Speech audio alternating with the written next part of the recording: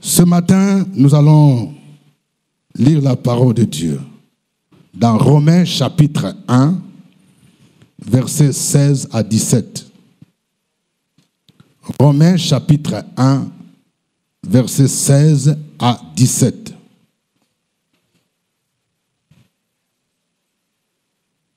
Nous lisons la parole. Car je n'ai point honte de l'évangile. C'est une puissance de Dieu. Quelqu'un dit puissance de Dieu. C'est une puissance de Dieu pour le salut de quiconque croit, du juif premièrement, puis du grec. Parce qu'en lui est révélée la justice de Dieu par la foi et pour la foi, selon qu'il est écrit, le juste vivra par la foi. Le thème de mon message, c'est n'ayez point honte de l'évangile. Et chacun s'adresse à son voisin. Dis-lui, n'ayez point honte de l'évangile. Il faut lui dire encore, n'ayez point honte de l'évangile. Nous vivons dans un monde où il y a inversion des valeurs. Ce qui devait causer la honte pour certains devient ce qui en fait la fierté. Et ce qui devait être une source de fierté, pour certains, ça devient une cause de honte. Ce n'est pas normal. Les gens n'ont plus honte de porter des habits qu'on appelle sexy, qui exposent le sexe. Quand nous, on a grandi, il y a des parties du corps qu'on ne pouvait pas voir. Mais aujourd'hui, il y a des gens qui s'habillent même à moitié nus. Il y a des gens qui présentent leur nudité dans les médias sociaux. Et ils n'ont pas honte. Ils voient que c'est une façon de séduire les gens. Les gens n'ont plus honte de porter des choses bizarres, de s'exposer, de faire des danses bizarres. Et aujourd'hui, ce qui m'étonne, c'est qu'il y a plusieurs chrétiens qui vivent dans la clandestinité. C'est-à-dire, ils ont honte d'affirmer ce qu'ils sont. Si tu travailles quelque part, tu es homme d'affaires, tu es étudiant, tu es élève, tu es sage-femme, tu es infirmier, tu es diplomate, tu es homme politique, tu devrais affirmer avec assurance c'est en quoi tu crois. Ça doit être une fierté, porter une Bible, dire que Jésus-Christ est Seigneur, dire que Jésus-Christ est mon Sauveur, dire que moi je sers le Seigneur, devrait être une fierté et non un objet de honte. Pourquoi vous devez vous cacher? Suivons l'exemple de Paul. Paul dit, je n'ai point honte de l'évangile. Est-ce que quelqu'un peut dire, je n'ai point honte de l'évangile? C'est ce qu'il dit, je n'ai point honte de l'évangile. Quand j'ai accepté Jésus, j'ai rencontré Jésus dans ma vie. Si j'ai expérimenté ce que Jésus fait, j'ai expérimenté la puissance divine, j'ai expérimenté la délivrance, j'ai expérimenté la transformation. Jésus m'a tiré de la boue. J'étais impudique, j'étais ivrogne, j'étais idolâtre. Je ne peux pas avoir honte de dire ce que Jésus a fait pour moi. L'apôtre Paul dit, je n'ai point honte de l'évangile. Aujourd'hui, les gens n'ont plus honte de s'embrasser. Homme avec homme, femme avec femme. Heureusement que Donald Trump est venu nous aider dans ça. Quelqu'un qui dit Trump est bon, hein? Non, ce que j'ai aimé, c'est cet homme. Il dit que non. Il ne reconnaît que des gens, l'homme et la femme. J'étais une fois à Bruxelles et j'ai vu un scénario qui m'a choqué. Les hommes avec les hommes étaient de s'embrasser comme ça. C'est quoi? Donc, en plein centre-ville de Bruxelles, on me dit que non, ils ont instauré même la journée de la liberté des genres, des sexes. Et la police les protégeait. On doit les protéger. Quelqu'un dit quelle aberration. Donc, ceux qui devraient faire la honte, les gens n'ont plus honte de ça. Garçon embrasse garçon. Femme embrasse femme. Mais c'est ce dont les gens devraient avoir honte.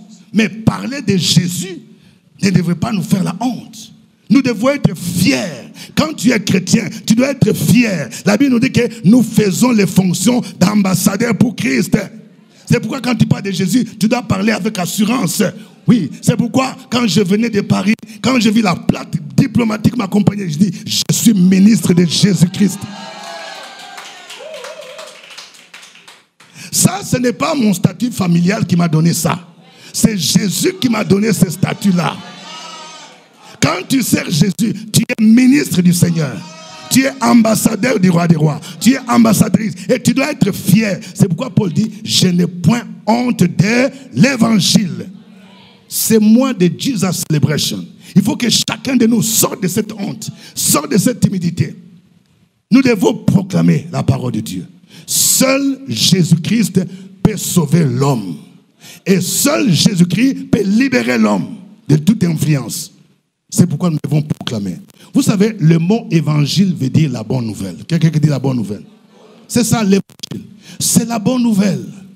Et l'apôtre Paul résume l'évangile dans 1 Corinthiens chapitre 15, versets 1 à 4. Il donne un résumé de l'évangile. 1 Corinthiens 15, 1 à 4. Je vous rappelle, frères, l'évangile que je vous ai annoncé, que vous avez reçu, dans lequel vous avez persévéré, et par lequel vous êtes sauvés, si vous les retenez tel que je vous l'ai annoncé. Autrement, vous auriez cru en vain.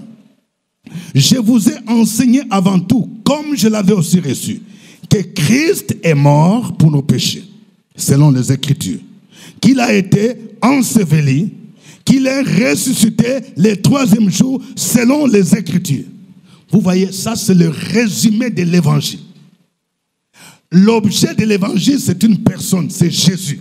Quand on dit j'annonce l'évangile, je parle de Jésus-Christ. Lui, il est mort, il est ressuscité le troisième jour. Vous voyez. Et c'est lui que nous annonçons. Nous allons voir ce matin deux raisons qui devraient nous pousser à annoncer l'évangile. Deux raisons qui devraient nous pousser à ne pas avoir honte de l'évangile. Première raison, le texte dit, l'évangile est une puissance de Dieu pour le salut de quiconque croit. Paul dit, je n'ai point honte de l'évangile. Pourquoi? Il dit, car c'est une puissance de Dieu. Quelqu'un dit une puissance de Dieu. Et il précise, une puissance de Dieu pour le salut de quiconque croit. Vous savez, le mot grec ici, qui est traduit par puissance, c'est le mot dunamis. Quelqu'un dit dunamis. C'est un mot qui signifie la capacité d'opérer des miracles, la dunamis. D'ailleurs, ce mot a la même racine que dynamite. Vous voyez, quand on veut dynamiter. Dynamite, la dynamite, c'est une substance explosive à la base de nitroglycérine. Dynamiter quelque chose, c'est faire exploser la chose dans la dynamite. J'ai regardé, quand j'étais à Paris, à la 15e, on m'a montré un immeuble d'environ 15, de plus que 15 étages. On m'a dit, révérend, on veut détruire cet immeuble-là. Parce que c'est depuis le temps de, je ne sais pas si c'est 1924 que c'est construit. Mais je me suis posé la question, comment ils vont faire? Il dit, ils ont des stratégies. Donc, ils mettent la dynamite. Donc, ils font exploser. Et de façon que ça s'écroule. Ça ne va pas aller à gauche, à droite. Ça s'écroule. Ils mettent la dynamite et ils informent les habitants tout autour que vous allez entendre des bruits. Boum! Donc, quand Paul dit l'évangile est une puissance, c'est une dunamis, c'est-à-dire ça a la capacité de faire exploser quelque chose. Ça a la capacité de faire exploser les péchés. Ça a la capacité de faire exploser les œuvres sataniques. C'est une puissance de Dieu. Regardez aujourd'hui ce qui se passe. Les grandes puissances font tout pour combattre le terrorisme. Ils n'arrivent pas. Même ce qui se passe en Israël. Je suis étonné de voir, malgré tous les efforts que Tsahal fait, l'armée israélite. Mais on dit, les Hezbollah là, ils sont encore là. Ils ont des tunnels. Il est difficile. Les problèmes du terrorisme n'est pas seulement un problème de moyens, de missiles, de bombardements. C'est un problème du cœur de l'homme. Il faut que les dirigeants comprennent que la solution, c'est Jésus-Christ. C'est Jésus qui est capable de transformer l'homme. L'évangile est une puissance capable de transformer l'homme. L'homme sans Jésus, c'est quelqu'un qui est sous l'esclavage. Le cœur est mauvais. C'est Jésus.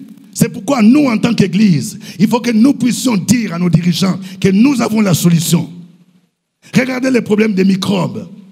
Nos gouvernants cherchent à trouver des solutions. La solution pour éradiquer les problèmes des microbes, c'est de prêcher l'évangile pour que ces jeunes puissent se convertir. Et celui qui a la puissance de transformer l'homme, de libérer l'homme du péché, c'est Jésus-Christ.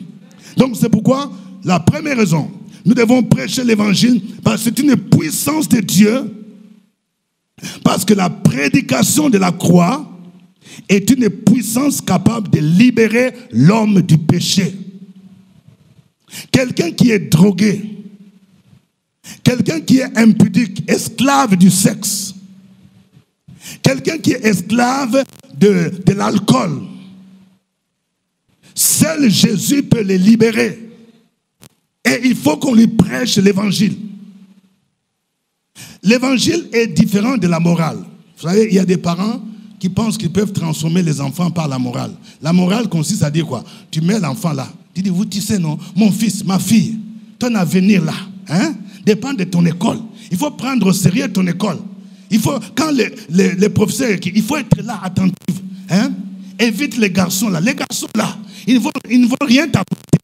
Quand quand tu seras enceinte là, il ne saura même pas te donner quelque chose pour acheter les laits. Tu as compris, ma fille? Ça, ce n'est pas l'évangile, c'est la morale. La morale ne peut pas transformer l'homme. C'est l'évangile. Il faut lui parler de Jésus. Et quand la personne recevra Jésus, la personne sera transformée. Car la Bible dit, si quelqu'un est en Christ, il est une nouvelle quoi? Créature. Les choses anciennes sont passées. Voici, toutes choses sont devenues nouvelles. L'apôtre Paul dit ceci. Dans 1 Corinthiens chapitre 1, verset 23-24. 1 Corinthiens 1, 23-24. Nous prêchons Christ crucifié. Scandale pour les Juifs et folie pour les païens. Mais puissance de Dieu et sagesse de Dieu pour ceux qui sont appelés, tant juifs que grecs. L'apôtre Paul, il est en train de montrer 3 groupes de personnes. D'abord, il dit, la prédication de la croix. Pour les Juifs, c'est un scandale. Ça veut dire quoi? Pour les Juifs, dire que Jésus, c'est lui le Messie, le Sauveur. Celui qui a été crucifié. C'est un scandale parce que les Juifs attendaient un Messie. Pour eux, le Messie, c'est un grand chef militaire qui viendrait prendre les armes pour les libérer de la domination romaine. Mais Jésus n'a pas pris les armes et il est mort sur la croix. Selon la tradition juive, quelqu'un qui est mort sur la croix, c'est une personne maudite. Car il est écrit, maudit est quiconque est pendu au bois. Alors dire à un juif que celui qui est mort sur la croix, c'est celui le Messie, c'est un scandale. Les Grecs, c'est le monde hellénistique. Ce sont les intellectuels, les grands philosophes.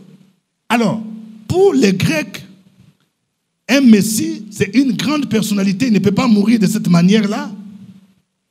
Ces funérailles ne ressemblaient pas à un funérail d'un grand. Nous connaissons tous, même en Afrique ici. Il y a funérailles et funérailles. Il y a des funérailles avant d'enterrer, il faut même 1 an. On dit que non, le monde entier s'est déplacé. Vous avez vu les gens qui étaient à ce funérailles-là. Mais le funérail de Jésus là, c'était bizarre. Il est mort avec 2 personnes. Alors, pour un intellectuel, les Grecs disent non. Vous allez nous dire que celui qui est mort comme ça, c'est lui qui est le Messie, le Sauveur. C'est une folie. Mais Paul dit, mais pour nous, 3e catégorie, pour nous qui sommes sauvés, quand on prêche la croix, c'est une puissance de Dieu. Il y a une puissance derrière. Une puissance capable de transformer l'homme. Une puissance capable de libérer l'homme. C'est une puissance. C'est pourquoi nous ne devons pas avoir honte. Et il dit, c'est une puissance pour celui qui croit. Je vois l'exemple de Paul lui-même. L'apôtre Paul lui-même est un bel exemple. L'apôtre Paul, c'était un malfaiteur. Si c'était aujourd'hui, on pouvait dire qu'il était un microbe ou bien un gros bras. Gros bras. Tu t'as mis, il était liquide en même temps. Il a dit, il était blasphémateur. Il était persécuteur. Il avait un tel zèle qu'il jetait dans les prisons tout ce qui parlait de Jésus. Le christianisme était considéré comme une secte par les juifs, surtout par les pharisiens. Et c'est ainsi que Paul donne son témoignage dans 1 Timothée 1, 12 à 16. Écoutez ce que Paul dit.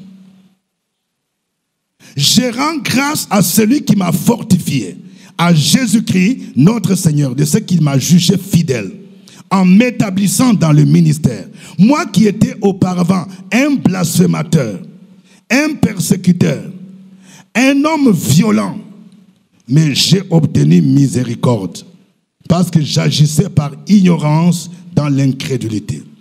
Et la grâce de notre Seigneur a surabondé avec la foi et la charité qui est en Jésus-Christ. C'est une parole certaine et entièrement digne d'être reçue, que Jésus-Christ est venu dans ce monde pour sauver les pécheurs dont je suis le premier. Mais j'ai obtenu miséricorde, afin que Jésus-Christ fît voir en moi le premier toute sa longanimité, pour que je servisse d'exemple à ceux qui croiraient en lui pour la vie éternelle. Amen. Oh, quand je regarde d'où Dieu m'a tiré de la boue.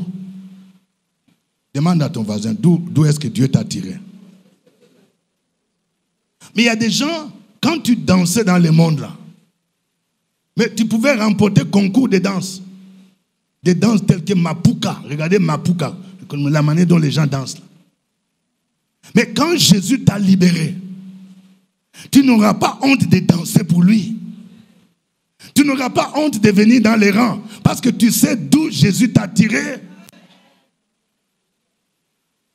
Quand moi, Jésus m'a tiré de là, je me souviens toujours de ce scénario-là, à l'arrêt bus, pendant ce moment-là, dans les années 82-83, une petite jeune fille me gifle comme ça.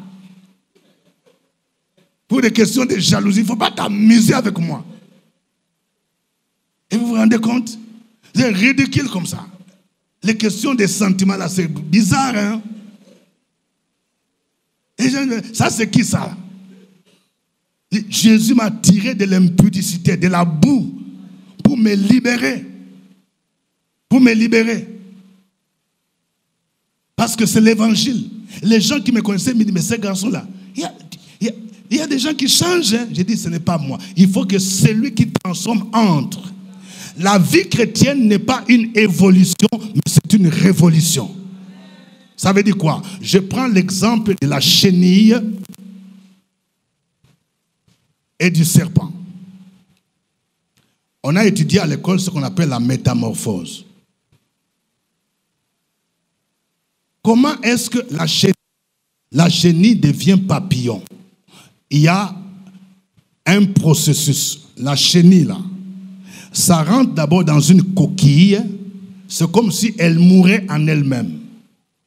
Et quand la chenille éclate, la coque éclate, il y a maintenant comme les larves qui se forment, et puis les ailes commencent à pousser, et puis la chenille devient papillon. Tu ne peux plus reconnaître que le papillon là était chenillé. Un changement radical. On appelle ça en biologie le phénotype. Quelque chose qui se fait en l'intérieur.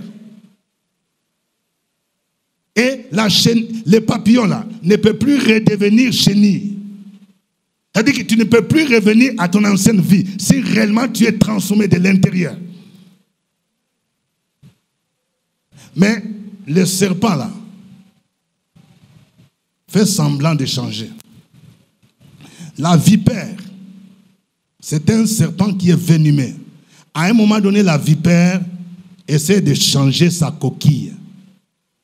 Et puis ça commence à briller comme ça. Quelqu'un qui regarde la vipère peut dire, la vipère a changé. Hein? Approche-toi. Ce qui est à l'intérieur, le venin est toujours là. Il va te piquer. Dis à ton voisin, il ne faut pas piquer. Il y a des gens, tu viens à l'église et tu es toujours serpent. Le venin est toujours là. Quelqu'un s'approche, tu piques.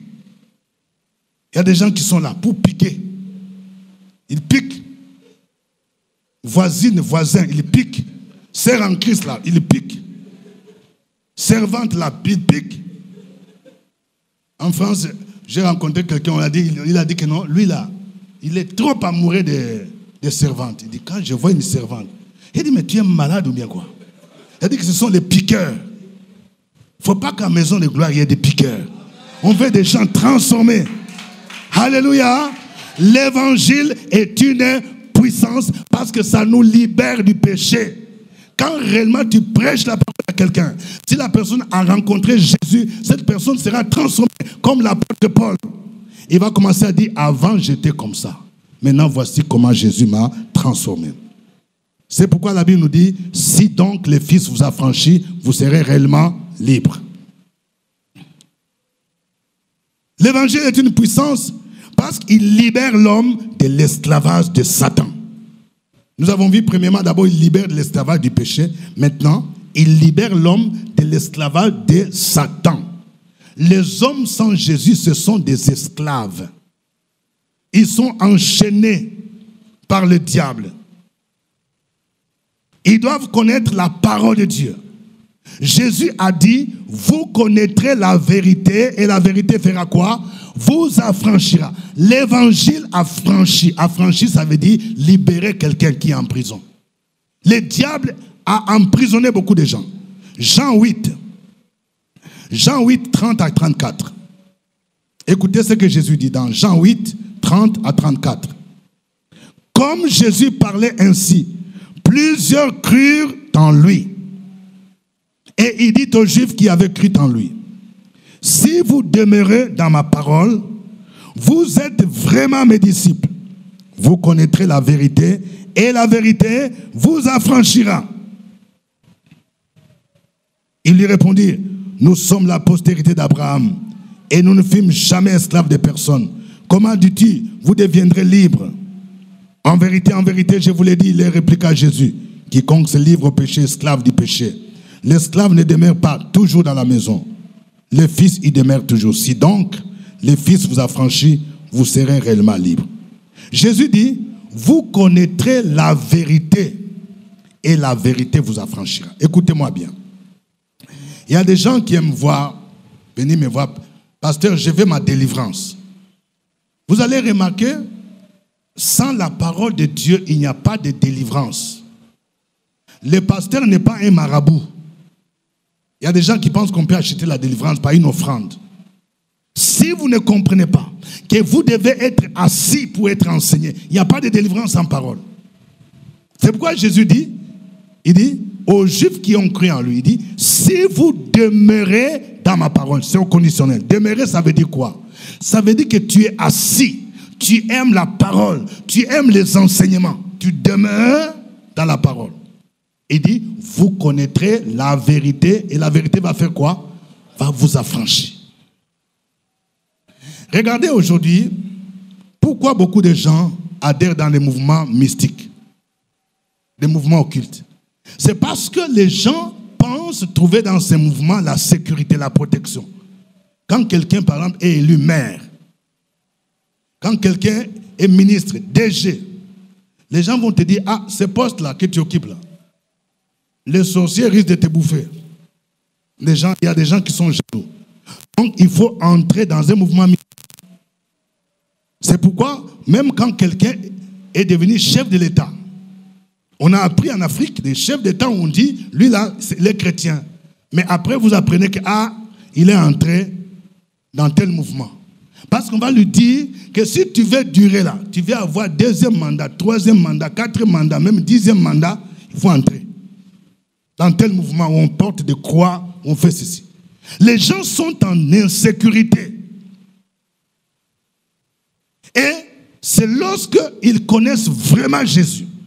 Quand vous leur dites ce que Christ a fait sur la croix de Golgotha, quand vous leur montrez que Jésus a tout pouvoir dans le ciel, sur la terre et sous la terre, que celui qui est en Jésus, il est en sécurité, c'est là qu'il sera libéré. Sinon, il va toujours vivre dans la peur de la mort. Et la plupart des gens qui sont dans l'occultisme, on leur dit, si tu dénonces ça, tu vas mourir. J'ai déjà rencontré une personnalité qui est venue me voir Il dit que voilà, j'ai des chaînettes. On lui a donné les chaînettes, on dit ces chaînettes, il y a des pouvoirs, il y a des esprits là qui les protègent. Mais il m'a dit, mais pasteur, vraiment, je suis là-dedans depuis, je ne sais pas, plus de 5 ans. Je suis un père de famille. On m'impose d'avoir une chambre où personne ne peut entrer, ni ma femme, ni les enfants. Et des fois, on me dit de prendre bassine d'eau, de rester nu. Tu vois, moi, un père de famille comme ça. Donc, les gens que vous voyez là, avec des Mercedes, des voitures, vous ne savez pas ce qu'ils font la nuit, hein? Un père de famille là, quelqu'un dit, reste nu, et puis il est là-bas. Tourne à gauche, tourne à droite. Et puis le matin, il est là, il vient avec Mercedes, avec chauffeur. Ça, c'est un esclave. Et seul l'évangile peut les libérer. Il dit, pasteur, je suis fatigué de ça. Je ne vois pas ce que ça change dans ma vie. Un père de famille comme ça, toute la nuit là, toute nuit, on me dit des choses. Je dois faire ça, je dois faire ça, je dois commencer ici, je dois faire cela. Je suis fatigué. Je lui ai annoncé la parole. Je lui ai dit, ces chaînettes-là, on va te brûler. Donne ta vie à Jésus et rien ne va t'arriver. Parce que Jésus a tout pouvoir dans le ciel et sur la terre. On a détruit ces choses, il a été libéré. Jésus dit, vous connaîtrez la vérité. C'est la parole de Dieu, l'évangile, qui libère. Même dans nos traditions africaines. Ce que nos parents font au village, c'est quoi? Dans la plupart de nos traditions, on va vous dire, il y a les totems. Tu ne vas pas manger silure. Il y a un poisson là. C'est quoi? Silure. D'autres, c'est quoi encore? Chez les Baoulés, c'est quoi? Il y a des histoires de totems. On ne mange pas ça. On ne mange pas ça. Quand tu as perdu ton père, quand moi j'ai perdu mon père, il y a ma grande soeur, ma cousine qui m'a dit, non, ta femme là, on doit la laver à la rivière. Parce que si on ne la lave pas à la rivière, il y a la malédiction qui va continuer. Hein? Alors, les gens vivent dans la peur. Parce que nos traditions nous imposent certaines choses. On ne fait pas ceci, on ne fait pas cela, on ne fait pas ceci. Et quelqu'un qui est dans l'ignorance, c'est un esclave. Il ne peut pas être, il a besoin d'être libéré. C'est l'évangile qui va le libérer. C'est Jésus-Christ qui va le libérer. C'est pourquoi Paul dit, je n'ai pas honte de l'évangile. C'est une puissance de Dieu. Il faut avoir pitié de toutes ces choses. Ces gens qui sont dans cette génération. Faites de ceci, faites des ignames, faites des manioc, faites des placalis. Il y a des gens qui cherchent des fêtes. Hein? Et il y a des gens qui observent tout ça là. Mais quand on parle de la parole de Dieu de venir au culte, il y a des gens qui n'observent. Mais quand on dit faites des ignames, oui, chez nous les Baoulés, on doit faire ça. Pas que nous, il est toujours là. Fais des générations, tu es toujours là. C'est que tu n'es pas encore libre. Celui qui est libre ne peut plus se soumettre à ces choses-là. L'évangile est une puissance. Seul l'évangile peut libérer tous ceux qui sont esclaves des coutumes, des traditions. Parce qu'ils sont des nouvelles créatures. C'est pourquoi nous devons annoncer l'évangile. Quand l'apôtre Paul est parti à Éphèse, la Bible nous montre qu'il a prêché la parole. Beaucoup de gens qui avaient exercé la magie sont venus brûler leurs livres. Acte 19, 19 à 20. Acte 19, 19 à 20 dit, plusieurs de ceux qui avaient cru venaient confesser et déclarer ce qu'ils avaient fait. Et un certain nombre de ceux qui avaient exercé les arts magiques, ayant apporté leurs livres, les brûlèrent devant tout le monde. On en estima la valeur à 50 000 pièces d'argent. C'est ainsi que la parole du Seigneur croissait en puissance et en force. Vous entendez? L'évangile libère. Quand quelqu'un, tu étais dans la magie, tu as trempé dans certains mouvements. Il y a des gens qui ne savent pas, il y a des livres. Quand tu étais dans un mouvement mystique, des gens, franc-maçonnerie, cause quoi, ils ont des livres, hein? La maîtrise de la vie, la maîtrise du cosmos. Normalement, on ne doit plus trouver un seul livre dans ta maison. Parce que la présence de ces livres-là, ce sont des antennes de communication. Il y a des choses qu'on doit brûler. C'est pourquoi quand quelqu'un te donne un livre, là, il faut bien voir. Je connais des gens qui ont connu des problèmes d'envoûtement à partir des livres. quelqu'un te donne un livre. Et ce livre-là, ça fait un point de contact avec le monde des ténèbres. Quand Paul a prêché à Éphèse, on dit, ceux qui ont exercé les arts magiques, ils ont apporté leurs livres. Et ce sont des livres de grande valeur. Les gens, par exemple, qui fréquentent l'horoscope, Gémeaux, Cancer, Capricorne, l'horoscope, là, c'est une pratique démoniaque. Ça m'étonne qu'il y a des gens encore qui sont là. Ils disent, oui, moi je suis Cancer, moi je suis Gémeaux, je suis Capricorne. Et ils sont en train de dire, oui, on dit que jeudi, c'est mon jour de chance. Si tu veux vendre beaucoup de choses là, c'est le jeudi. J'ai déjà remarqué là. Il y a des chrétiens qui sont ignorants. Ils sont là. Jeudi, c'est mon jour. J'ai déjà remarqué ça. Parce que tu as lu dans les journaux. L'horoscope, toutes ces choses-là. Un chrétien affranchi ne peut plus se soumettre à ces choses-là. Tu n'as plus besoin de consulter les journaux de l'horoscope. Et je vais dire à quelqu'un, si tu fais encore ces choses, tu as besoin d'être libéré. Parce que Jésus dit, vous connaîtrez la vérité vous affranchira. Amen. Pourquoi devons-nous prêcher l'évangile? Deuxième raison. L'évangile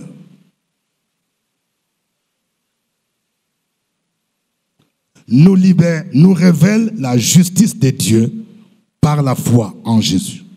L'évangile nous révèle la justice de Dieu par la foi en Jésus. Vous voyez, l'apôtre Paul dit ceci, je n'ai point honte de l'évangile. C'est une puissance de Dieu pour le salut de quiconque croit, des Juifs premièrement, puis des Grecs. Et il ajoute au verset 17, parce qu'en lui, c'est-à-dire en l'évangile, est révélée la justice de Dieu par la foi. C'est-à-dire, c'est par l'évangile que Dieu révèle sa justice. Qu'est-ce que ça signifie? Quand on parle de la justice de Dieu, nous devons d'abord comprendre qu'à partir d'Adam, du péché d'Adam, l'homme a péché. Et à partir du péché d'Adam, tous les hommes, nous avons péché en Adam. Et le péché a entraîné la mort et la condamnation éternelle. À cause de nos péchés, nous ne pouvons pas voir Dieu. Notre destination, c'est l'enfer, à moins qu'on ne croit en Jésus comme Seigneur et Sauveur. Parce que la Bible nous dit dans Romains 3, 23, tous ont péché et sont privés de quoi? De la gloire de Dieu. Et le salaire du péché, c'est la mort. C'est une séparation spirituelle avec Dieu. Alors, quand on parle de la justice de Dieu, il ne s'agit pas d'une justice qui condamne l'homme. Il s'agit de ce qu'on appelle une justice que Dieu impute à l'homme. Ça veut dire quoi? Quand tu prêches l'évangile à quelqu'un, la personne croit en Jésus, accepte Jésus comme Seigneur et Sauveur. Dieu déclare cette personne juste à ses yeux. C'est comme si la personne n'a jamais péché. C'est ça la justice de Dieu. C'est l'évangile qui permet de comprendre la valeur de l'œuvre accomplie par Jésus sur la croix de Golgotha. Vous voyez? La Bible nous dit dans Éphésiens 2, 8 à 10. Éphésiens 2, 8 à 10. Car c'est par la grâce que vous êtes sauvés par les moyens de la foi. Cela ne vient pas de vous. C'est le don de Dieu. Ce n'est point par les œuvres afin que personne ne se glorifie. Car nous sommes son ouvrage ayant été créés en Jésus-Christ pour de bonnes œuvres que Dieu a préparées d'avance afin que nous les pratiquions. Alors, je vais expliquer. Ce verset dit, nous sommes sauvés par la grâce au moyen de la foi. Il y a deux choses. Quelqu'un dit deux choses. Il y a la grâce et puis il y a la foi. La grâce, c'est la part de Dieu. La grâce, c'est une faveur imméritée. Il y a 2000 ans, Dieu a déjà donné son fils Jésus. Jésus est mort sur la croix de Golgotha. Ça, c'est la grâce. Mais maintenant, la part de l'homme, c'est que l'homme doit croire en Jésus comme Seigneur et Sauveur et l'accepter pour que cette grâce devienne une réalité dans sa vie. C'est ça. C'est pourquoi Paul dit, c'est par la grâce que vous êtes sauvés par les moyens de la foi. Cela ne vient pas de vous, c'est le don de Dieu. Vous savez, il y a un débat dans le monde politique. Qu'est-ce qui se passe? Le président de la République a le pouvoir de grâce et le pouvoir de l'amnistie. Ça veut dire quoi?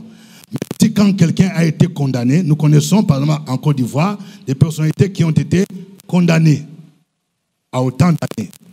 Le président de la République a un pouvoir de signer l'amnistie. Ça veut dire quoi? Quand le président signe l'amnistie, ça efface non seulement les peines, même les conséquences. C'est-à-dire que si tu as été amnistié, même tu retrouves tes droits. Tu peux être électeur, tu peux être éligible. C'est pourquoi vous connaissez dans les milieux politiques pourquoi il y a ce débat-là. Alors, l'amnistie a été prononcée par Dieu depuis 2000 ans. Dis à ton voisin, il faut écouter. C'est-à-dire quand Jésus est mort, là, Dieu a signé un décret d'amnistie. Pour dire, celui qui croit en Jésus, même si tu as avorté, même si tu as été impudique, même si tu as consulté les marabouts, dès que tu crois en Jésus, cette mesure d'amnistie s'applique à toi. Pourquoi la Bible dit, il n'y a donc maintenant aucune condamnation pour ceux qui sont en Jésus. Personne n'est condamné pour dire oui, comme tu as avorté au temps du fouet Boigny, tu n'as pas droit au mariage. La Bible dit, Jésus a fait deux choses à la croix. Colossiens 2, 14 à 15. Premièrement, il a effacé l'acte dont les ordonnances nous condamnaient. Il a détruit sur la croix. Deuxièmement, il a fait quoi? Il a dépouillé les dominations, les autorités. Il les a livrées publiquement en spectacle. Un chrétien qui comprend ça, que Jésus a effacé l'acte dont les ordonnances me condamnaient. C'est-à-dire, lorsque je crois en Jésus, je suis en train de ratifier pour que l'amnistie qui a été signée là s'applique à moi. Quand le diable me rappelle ce que je faisais, je lui dis, tu as menti. Moi, je suis amnistié. Personne ne peut plus me condamner. C'est pour dire qu'un chrétien qui est libéré ne peut plus vivre dans la peur. Vous savez, il y a des gens qui sont souvent dans l'envoûtement, c'est à cause de la peur. Ils ne connaissent pas leurs droits. Ils ont peur des sorciers. Les sorciers des moulages, pasteur, il est puissant. Hein? Et moi, je ne vais pas les regarder. Hein? Il y a quelqu'un qui me dit, il y a un sorcier là. Si tu les regardes, hein, en même temps, il t'envoûte. Quelqu'un dit, tu as menti. Jésus a dit, je vous ai donné le pouvoir de marcher sur les serpents, sur les scorpions, sur toute la puissance de l'ennemi, et rien ne peut vous nuire. Un chrétien qui connaît la parole, il est libéré de la peur. Il est libéré de condamnation. Il est libéré de toute condamnation. Il sait que Jésus a effacé l'acte dont les ordonnances les condamnaient. Si dans ta famille, les sorciers t'ont condamné, ils ont signé un acte de condamnation pour dire que tu ne peux jamais avoir un diplôme, tu ne peux jamais avoir les bacs, tu ne peux jamais avoir concours de l'ENA, tu ne peux jamais te marier, tu ne peux jamais voyager. Tu dois déclarer que l'acte de condamnation a été fait quoi? Annulé. L'évangile nous libère. Tu n'as plus besoin d'aller offrir sacrifice. Vous dites non, comme ton concours de l'ENA n'a pas marché, va voir les grands-pères. Tu vas offrir sacrifice libation et puis tu vas voir, ça va marcher. Un chrétien ne peut plus faire ça. Parce que l'évangile nous libère. Parce qu'en Jésus, nous sommes justifiés.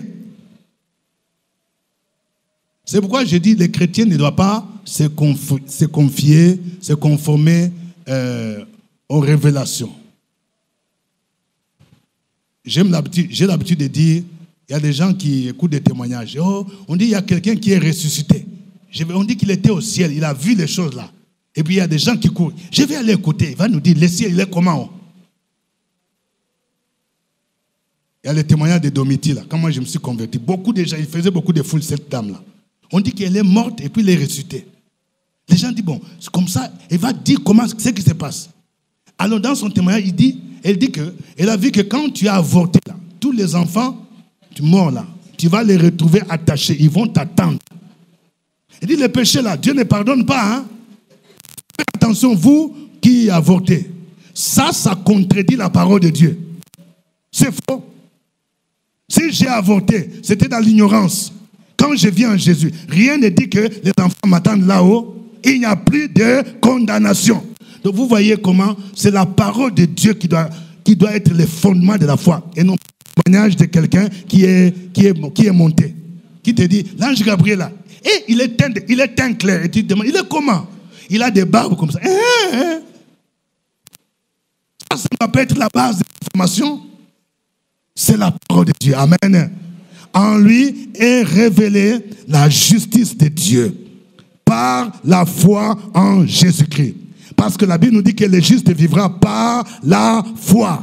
Ça veut dire que quand j'annonce l'évangile, la personne doit croire en Jésus. Mais avant de terminer, je vais dire, mais qu'est-ce que ça signifie croire en Jésus? Croire en Jésus, ce n'est pas une foi intellectuelle. Une foi mécanique. Il y a des gens, quand tu lui demandes là, tu crois en Jésus? Oui, je crois. Oh, Jésus, je crois en Jésus. Hein? Jésus, oui, c'est le Fils de Dieu, je crois. Non, ça c'est dans la tête. Croire en Jésus veut dire d'abord, croire ce que Jésus est. Il est le seul sauveur. Ça veut dire, on ne peut pas combiner Jésus et autre chose. Je ne peux pas dire, je crois en Jésus, et puis je crois qu'à côté de Jésus, il y a Marie aussi qui sauve. Non. La Bible nous dit, il n'y a de salut en aucun autre. Car il n'y a sous le ciel aucun autre homme par lequel nous devrons être sauvés, aucun autre nom. Acte 4, 12. Le seul. Quelqu'un dit le seul. Je ne peux pas croire en Jésus, en même temps, j'ai des fétiches, j'ai des canaris pour me protéger. C'est que tu ne crois pas en Jésus. Parce que Jésus a tout pouvoir. Je ne peux pas croire en Jésus, en même temps, je suis dans un réseau mystique. C'est que tu ne crois pas en Jésus. La foi ici, c'est une foi active qui s'engage. Croire en Jésus, c'est croire ce que la Bible affirme, que Jésus est le seul pour nous sauver. Il est mort sur la croix de Golgotha. Et il est ressuscité le 3e jour. La Bible nous dit que si tu confesses de ta bouche Jésus-Christ comme Seigneur et Sauveur, et si tu crois en ton cœur que Dieu l'a ressuscité des morts, tu seras sauvé. Et croire en Jésus, c'est décider de lui donner ta vie. Vous voyez? Jean chapitre 1, verset 12 dit, mais à tous ceux qui l'ont reçu, à ceux qui croient en son nom, il a donné le pouvoir de devenir enfants de Dieu. Donc c'est pour dire que beaucoup de gens que nous voyons, ils disent, je pars à l'église, je pars à la messe. Beaucoup n'ont pas encore crié en Jésus. Ils sont encore des païens. Parce qu'ils n'ont pas rencontré ce Jésus-là. C'est pourquoi vous allez voir beaucoup de gens, ils vont à l'église, il n'y a pas de changement. Il y a des gens qui ont des diplômes, bac en mensonge, BTS en mensonge, licence en mensonge. Et ça, c'est bizarre. Hein? Je vais donner un conseil aux hommes là. Vous les hommes là qui trompez vos femmes là. Les femmes là, elles ont l'intuition quand tu trompes là. Vous savez, c'est compliqué. Hein? Quand tu as trompé ta femme, il va t'attraper. Et l'un des signes qui montre que quelqu'un trompe là, c'est qu'il ne veut pas qu'on puisse ouvrir son téléphone. Et le téléphone, il y a même 4 codes, c'est codé. Demande à ton voisin, tu caches quoi dans ton téléphone? C'est que tu es suspect. Les mensonges là est bizarre. Hein? Tu étais quelque part le vendredi là, à 22h. Tu dis non, j'avais réunion avec des partenaires. Bon? Ah, tu sais que bon, quand c'est comme ça, madame va accepter. Je cherche l'argent, non? Des partenaires. Mais partenaires là, l'argent on ne voit pas. Depuis que tu as commencé la réunion là. La dame là, il veut voir partenaire là. Un jour tu déposes 500 000. Tu es réuni avec des partenaires qui n'ont point finir. On dit, il y a quelqu'un qui était très malin. Il avait une copine là. Alors, donc il sait que si madame examine, Par exemple, si la copine s'appelle par exemple Justine, bon, lui, il met le nom de Justin. Mais comme Dieu ne dort pas, comme on dit là, un jour pendant qu'il dort, le téléphone sonne. Justin là, gring, gring, gring, gring, gring, gring. Madame dit, il regarde comme ça, c'est Justin. Il dit, allô, c'est la voix d'une femme. Allô, chouchou. Aïe, c'est qui? Il donne son vrai nom. C'est dévoilé. Quelqu'un dit c'est gâté. Quand c'est comme ça, tu ne fais pas bouche, comme on dit en Côte d'Ivoire. Tu attrapes les pieds pour dire pardon. Mais il y a des gens, même si tu l'attrapes comme ça, il va faire bouche jusqu'à... Non, c'est une partenaire. On dit que c'est quoi? Qu'est-ce que tu veux me dire? Tu penses quoi? Et honte. Quelqu'un dit oh honte. C'est que tu n'es pas encore converti si tu es dans le sol. Tu as besoin de donner ta vie à Jésus pour être transformé. Parce que tu es encore esclave. Seul Jésus-Christ peut nous libérer. Pour terminer, que devons-nous faire? Nous devons prêcher l'évangile. Quelqu'un dit prêchons l'évangile. Au lieu d'avoir honte de l'évangile, nous venons de comprendre ce que l'évangile fait. En tant que chrétiens, maison de gloire, nous devons nous lever. Tu comprends ce que l'évangile fait. Tu ne dois pas avoir honte de l'évangile. Tu dois parler de Jésus. Il y a des gens qui souffrent. Nous venons de voir que les gens sont esclaves. L'évangile, c'est une puissance. Les gens qui sont dans l'alcool, dans la drogue, dans le sexe, c'est parce qu'ils sont esclaves. Mais l'évangile, c'est cette puissance-là. Quand tu vas lui parler de Jésus, quand il va donner sa vie à Jésus, c'est alors qu'il peut être transformé. C'est alors qu'il peut être libéré de l'esclavage, des esprits sataniques, des maris de nuit, des esprits des eaux. C'est Jésus-Christ qui incarne l'évangile, qui est capable de les libérer. C'est pourquoi nous devons annoncer l'évangile. Paul dit, je n'ai point honte de l'évangile, car c'est une puissance de Dieu pour le salut de quiconque croit. Ma prière est que chacun de nous s'engage activement. À partir d'aujourd'hui, après le culte, on va sortir pour annoncer l'évangile. Nous allons faire 3 prières. La première prière aujourd'hui, c'est que s'il y a dans la salle quelqu'un qui sait qu'il n'a pas encore donné sa vie à Jésus, il faut commencer par là. Tu ne peux pas donner ce que toi-même tu n'as pas. Peut-être que tu viens dans cette communauté, quelqu'un t'a invité, ou bien c'est un ami, ou bien les parents. Mais tu sais que tu n'es pas encore transformé. Il faut d'abord commencer par là. Il faut te dire, Jésus, moi je veux te recevoir comme mon Seigneur et Sauveur. Transforme ma vie. La deuxième prière, nous allons prier pour que le Seigneur nous libère de toute condamnation. Parce que nous avons vu qu'il n'y a plus de condamnation. Tu ne peux pas être chrétien et tu es encore dans la peur. Tu es soumis aux traditions, fait des générations, la peur de ceci, la peur de cela. Tu étais dans le mouvement mystique, on t'a dit que non, si tu sors, tu vas mourir. Non, il faut que le Seigneur te libère aujourd'hui de toute condamnation, des œuvres du passé, parce qu'il n'y a plus de condamnation. Et puis la troisième prière, nous allons prier pour que Dieu nous donne l'assurance d'aller annoncer l'évangile. Tu vas dire, Seigneur, donne-moi cette assurance. Tu n'as pas besoin d'être pasteur pour aller annoncer l'évangile. Non, chaque chrétien peut annoncer l'évangile.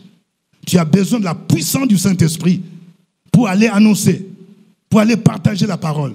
Et tu verras que le Seigneur va t'utiliser pour gagner le monde à lui. Amen. Que Dieu vous bénisse. On va se lever. On va se lever.